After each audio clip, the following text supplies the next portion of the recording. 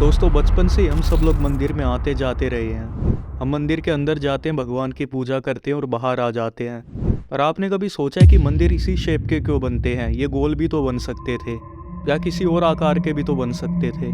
पर मंदिर इसी शेप के बनते आए हैं हजारों साल पहले से। आज के समय में जो मंदिरों का निर्माण होता है वो पुराने मंदिरों को देखकर ही होता है। पर हमारे प्राचीन काल के लोगों को ये मंदिर बनाने का आइडिया कैसे आया? आज भी कुछ लोग भगवान को याद करते हुए ऊपर आसमान में देखते हैं।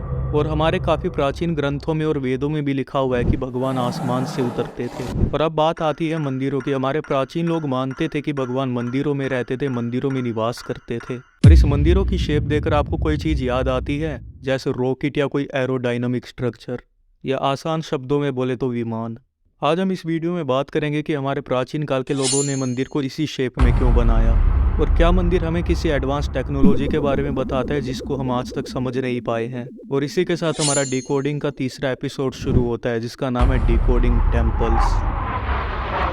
हमारे प्राचीन लोग मानते थे कि भगवान आसमान से आते थे और उन्होंने उनको देखा भी आते हुए। हमारे लोगों ने देखा कि भगवान विमान से आते हैं और विमान में ही वापस चले जाते हैं, तो उन्हें लगा होगा कि भगवान इसी में निवास करते हैं, पर उन्होंने इन्हीं विमानों को पत्थरों पर बना दिया। हमारे मंदिर ऊपर से नीचे देखने में पूरे एरोडायनामिक हैं और जीता जागता सबूत है एडवांस टेक्नोलॉजी का जो हमारे प्राचीन भारत में मौजूद थी। इस वीडियो में हम जो भी बात करेंगे दोस्तों, उनके बारे में आप थोड़ा खुल के सोचना, कोई लिमिटेशन मत रखना अपने दिमाग में, तब आपको चीजें बेहतर समझ आएंगी। हमारे प्राचीन लोगों ने हजारों साल पहले उसी चीज को पत्थरों पे बनाया जो उनको आसमान में उड़ती हुई नजर आई थी। हमारे प्राचीन ग्रंथों में भी विमानों का सबूत मिलता है, जैसे शोभ विमान महाभारत में और पुष्पक विमान रामायण में।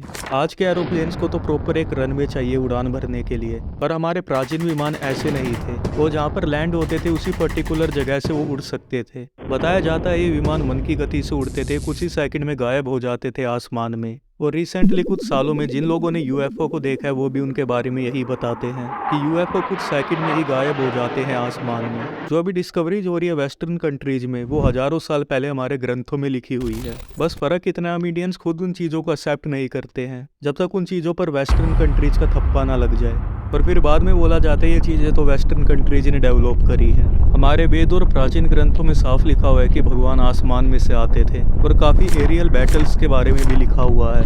अब कुछ लोग इनको एलियंस बोलेंगे और कुछ लोग इनको भगवान बोलेंगे, पर अभी फिलहाल बात हो रही है एंशिएंट टेक्नोलॉजी के बारे में और हमारे मंदिरों के बारे में। और विमानों के बारे में जीता जागता सबूत है वैमानिक शास्त्र की किताब जो ऋषि भारद्वाज ने लिखी थी, और ये किताब 7000 साल पहले लिखी गई थी। इस किताब में महर्षि भारद्वाज ने विमान बनाने के तरीकों के बारे में लिखा हुआ है। वैसे तो इसमें बहुत सारे विमान हैं, पर हम 3 विमानों के बारे में बात करते हैं। पहला विमान जो धरती के एक कोने से दूसरे कोने में जाता था, दूसरा विमान वो था जो एक प्लेनेट से दूसरे प्लेनेट में जाता था, और तीसरा विमान एक यूनिवर्स से दूसरी यूनिवर्स में जाता था। इस किताब में इन विमानों के प्रैक्टिकल्स के बारे में भी बताया गया है। और दोस्तों, क्या आपको ये विमान मंदिर जैसे शेप के नहीं लग रहे? और इस किताब में ऐसे बहुत सारे विमानों के मॉडल्स हैं। अब कुछ लोग बिना रिसर्च किए इस चीज को गलत प्रूफ कर देंगे। अब मैं उन लोगों को एक बात बताना चाहूंगा कि नासा इसी किताब में से देखकर एक प्लेन का आविष्कार कर रहा है जो मरकरी इंजन से चलेगा। मरकरी की एक प्रॉपर्टी होती है, वो जितना भी गर्म होता है उतना हल्का होता जाता है और ऊपर की तरफ जाने लग जाता है। इस चीज को एक एग्जाम्पल से समझते हैं। जब हमको बुखार होता था तो डॉक्टर एक थर्मामीटर यूज करता था जिसके अंदर मरकरी होता था। हमें जितना ज़्यादा फीवर होता था मरकरी उतना ज़्यादा ऊपर आ जाता था, और वो हीट की वजह से ऊपर आता था। यही सेम चीज़ अप्लाई होती है विमानों में। इन विमानों के इंजन में जो मरकरी होता था वो एक पर्टिकुलर टाइम तक गर्म होता था।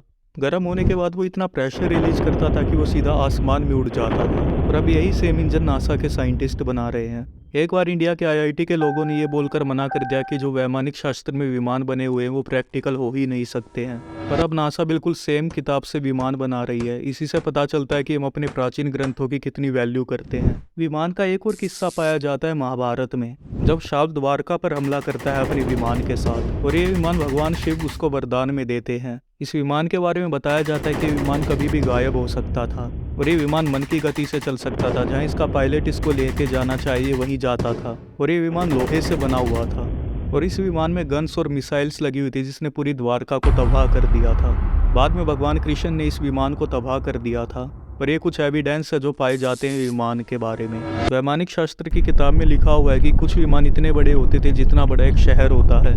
भारत के मंदिर में नक्काशियाँ पाई जाती है विमानों की, और भी बहुत सारे एविडेंस पाए जाते हैं जिससे पता चलता था कि विमान सच में एग्जिस्ट करते हैं और प्राचीन काल में ऐसी टेक्नोलॉजी थी जो आज के समय में भी नहीं है। और मुझे लगता है जो टेम्पल की शेप के पीछे कारण है वो विमान ही है, क्योंकि लोगों ने देखा भगवान इसी से ऊपर जाते हैं और इसी से नीचे आते हैं, तो उन्होंने इसी को भगवान का घर मान लिया। हमारे सामने इतने सारे सबूत रहते हैं फिर भी हम अपने प्राचीन इतिहास पर भरोसा नहीं करते हैं, और ये सबूत आज नहीं बनाए गए, हजारों साल पहले बनाए गए थे। रामायण में पुष्पक विमान के बारे में तो सबने सुना ही है, पर मैं आपको याद दिलाना चाहता हूँ लक्ष्मण और मेघनाथ का युद्ध। इसमें मेघनाथ अपने रथ पर बैठकर आसमान में चला जाता है और आसमान से लक्ष्मण पर हमला करता है।